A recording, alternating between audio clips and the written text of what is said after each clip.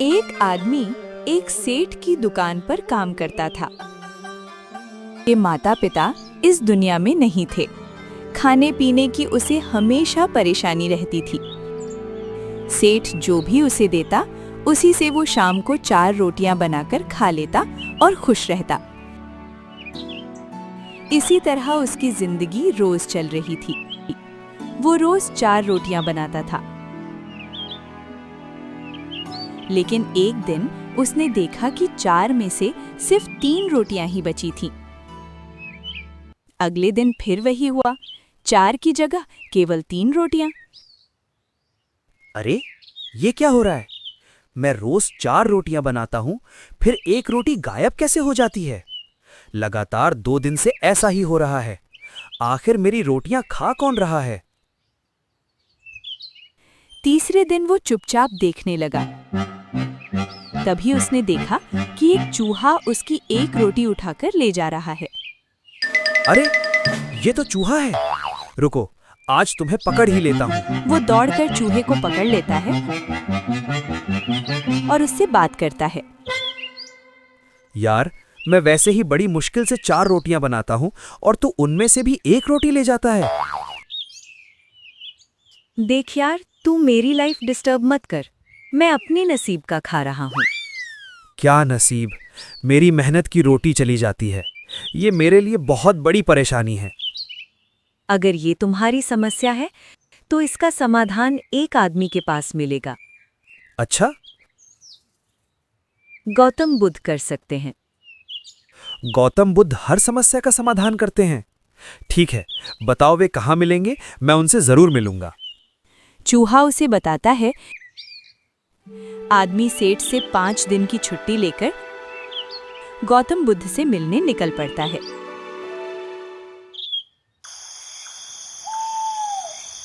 चलते चलते रात हो जाती है।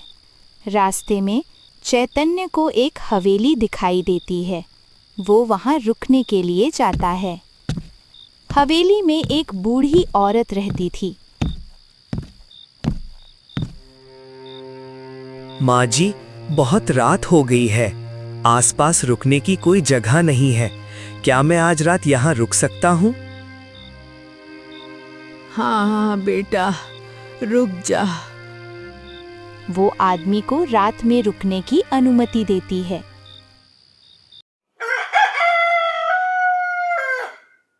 आपका बहुत बहुत धन्यवाद माँ जी, आपने मेरी बड़ी मदद की।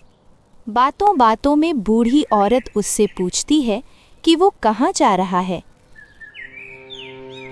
वैसे तू जा कहाँ रहा है बेटा? माँ जी, मैं गौतम बुद्ध से मिलने जा रहा हूँ। मुझे उनसे कुछ सवाल पूछने हैं। मैंने सुना है गौतम बुद्ध हर समस्या का हल बताते हैं। अच्छा, तो ऐसी बात है बेटा।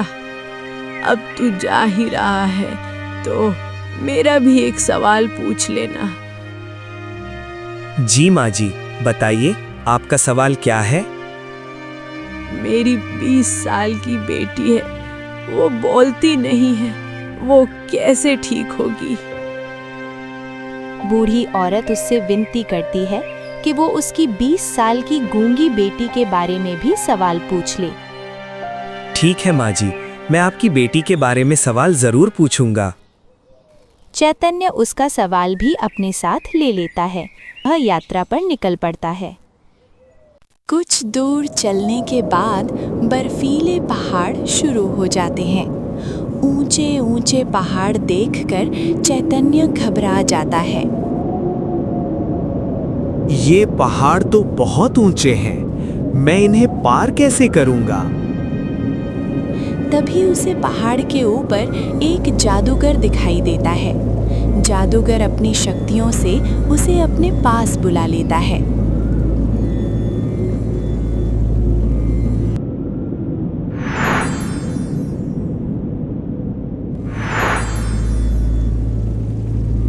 तू इस बर्फीले पहाड़ पर कैसे आया और तू कहाँ जा रहा है?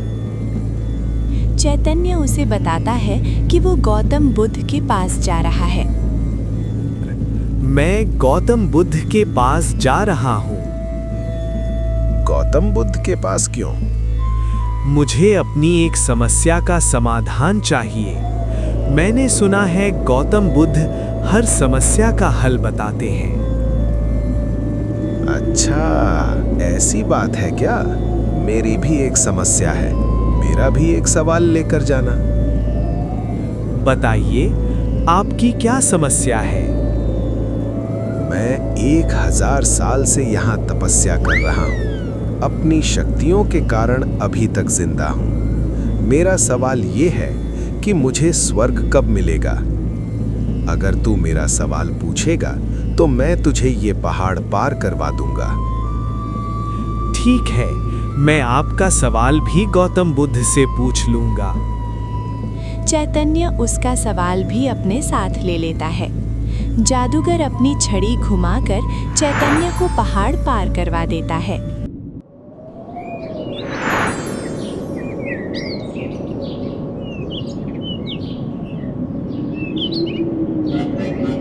आगे चलकर चैतन्य के सामने एक बहुत बड़ी नदी आ जाती है। तभी उसे एक विशाल कछुआ दिखाई देता है। कहाँ जा रहे हो? नदी पार करनी है क्या? हाँ, मुझे इस नदी को पार करना है। तो बैठ जाओ मेरी पीठ पर। धन्यवाद, आपने मेरी बहुत मदद की। कछुआ उसे अपनी पीठ पर बैठाकर नदी पार करवा देता है। तो बताओ, कहाँ जा रहे हो तुम? मैं गौतम बुद्ध के पास जा रहा हूँ। गौतम बुद्ध के पास क्यों? मुझे अपनी समस्या का समाधान पूछना है। मैंने सुना है गौतम बुद्ध हर समस्या का हल बताते हैं। तो फिर मेरा भी एक सवाल पूछ लेना। बताइए, आपका सवाल क्या है? मैं 500 साल से यहाँ हूँ और ड्रैगन बनना चाहता हूँ। इसका कोई रास्ता पूछना। ठीक है, मैं आपका सवाल भी पूछ लूंगा। चैतन्य कछुए का सवाल भी गौतम बुद्ध से पूछने का वादा करता है।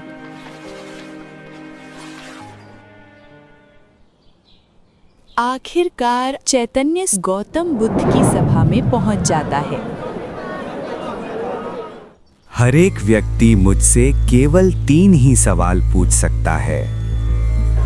गौतम बुद्ध बताते हैं कि हर व्यक्ति केवल 3 सवाल ही पूछ सकता है। चैतन्य सोच में पड़ जाता है क्योंकि उसके पास 4 सवाल थे। मेरे पास तो 4 सवाल हैं, लेकिन गौतम बुद्ध केवल 3 सवालों के जवाब देंगे।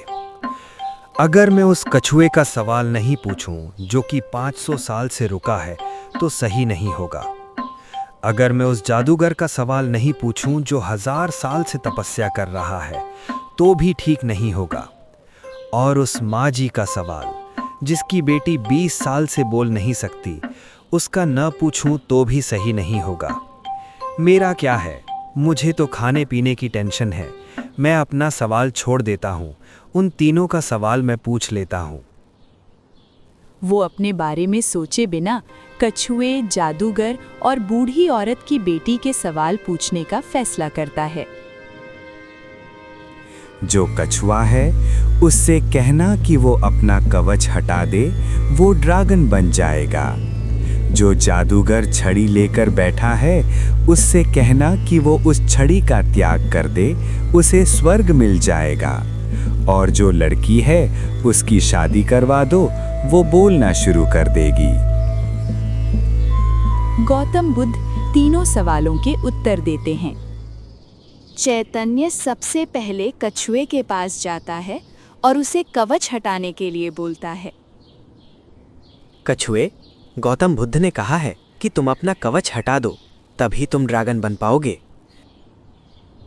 जैसे ही कछुआ अपना कवच हटाता है, अंदर से हीरे मोती निकलते हैं और वो ड्रैगन बन जाता है।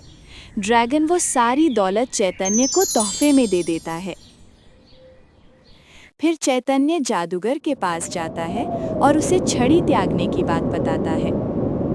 जादूगर, गौतम बुद्ध का संदेश है, इस छड़ी का त्याग कर दो, तुम्हें स्वर्ग मिल जाएगा। बस इतनी सी बात थी। एक काम कर, ये छड़ी तू रख ले। जादूगर स्वर्ग चला जाता है और उसकी सारी शक्तियां उस छड़ी के साथ चैतन्य को मिल जाती हैं। अंत में चैतन्य बूढ़ी औरत के घर जाकर उसकी बेटी की शादी की बात बताता है। माँ जी, गौतम बुद्ध ने कहा है कि आपकी बेटी की शादी करवा दीजिए, वो ठीक हो जाएगी। बेटा, मुझे तेरे से अच्छा लड़का और कहाँ मिलेगा। तू ही मेरी बेटी से शादी कर ले। बूढ़ी औरत चैतन्य से ही अपनी बेटी की शादी कर देती है। चैतन्य धन, शक्ति और परिवार तीनों पाकर सुखी जीवन जीने लगता है। वीडियो पसंद आई होगी तो लाइक करो और सब्सक्राइब करो हमारे चैनल को और भी ऐसी वीडियो देखने के लिए। साथ ही साथ कमेंट बॉक्स में बताओ हमारी वीडियो कैसी लगी। अजी सुनते हो, जल्दी यहाँ पर आओ। अरे क्या हुआ, क्यों चिल्ला रही हो? वो देखो।